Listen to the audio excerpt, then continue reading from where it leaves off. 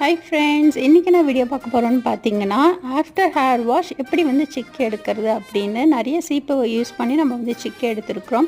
இன்றைக்கி நம்ம யூஸ் பண்ண போகிறது தன் கையே தனக்கு உதவிங்கிற மாதிரி நம்மளோட கையே வந்து நம்ம யூஸ் பண்ணி சிக்கு எடுக்க போகிறோம்.